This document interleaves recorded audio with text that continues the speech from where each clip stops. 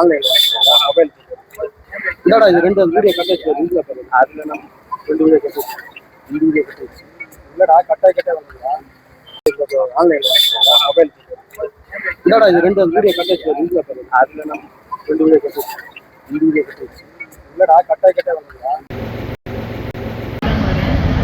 Complaint கொடுக்க வந்திருந்தேன் sir. இந்த மாதிரி வந்து மாவட்ட செயலாளர் விஜய் மோகன் மேலே செக்ஸ் ஹராஸ்மெண்ட் கேஸ் கொடுக்குறதுக்கு நான் வந்திருக்கேன். நேற்று வந்து போயிட்டு எல்லாமே சிஎம் ஆஃபீஸில் போய் கொடுத்துட்டு வந்துட்டேன். சிஎம் செல்லுக்கு போய் நான் கொடுத்துட்டு வந்துட்டேன் சார். நான் நடக்கும் ஆனால் இன்றைக்கி இங்கே என்கொயரிக்கே நான் கூப்பிட்டாங்க.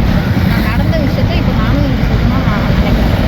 விஜய் மோகன் கிட்ட வந்துட்டு நான் அந்த பதவியில் வந்து ஒரு மெம்பராக சேர்த்துக்குங்க அப்படின்னு சொல்லப்போ ரெண்டு பேருக்குமே பேச்சுவார்த்தை ஆச்சுக்கோங்க சார்.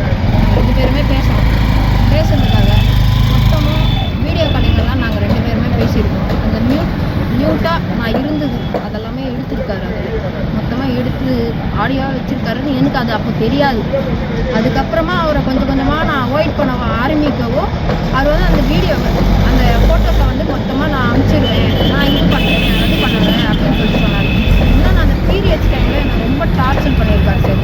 பிளட்டு வர அளவு நீ பண்ணணும், நீ செல்ஃபாக நீ பண்ணணும் அப்படின்ட்டு அந்த ஜூலை மாதம் என்கிட்ட அவர் அது வந்து சொன்னாருங்க சார். இதனால நான் பண்ணிவிட்டு அடுத்த நாள் என் பொண்ணு பற்றி வேறு தப்பாக பேசினார். பொண்ணு என்ன செம்ம ஃபிகராக இருக்குது, அது காமம் வலிச்சிருக்கா அப்படி எல்லாமே அவர் என்னை கேட்க ஆரம்பித்த உடனே 8ஆம் தேதி எம்எல்ஏ ஆஃபீஸில் போய்ட்டு தாகிரா மேம் கிட்ட கம்ப்ளைண்ட் பண்ணேன். மேம் இதெல்லாம் நடந்துருக்கு, இந்த மாதிரி இருக்குது அப்படின்னு சொல்லி நான் கேட்ட உடனே மேம் வந்து இதோட ஆன்சர் வந்து சொன்னாங்க. கூப்பிட்டு விசாரிச்சதுக்கு நான் பார்க்கவே இல்லை, நான் பேசவே இல்லைன்னு சொன்னாங்க. அதுக்கப்புறம் நான் பார்த்தேன், 15 நாள் தான் பேசினான்னாரு.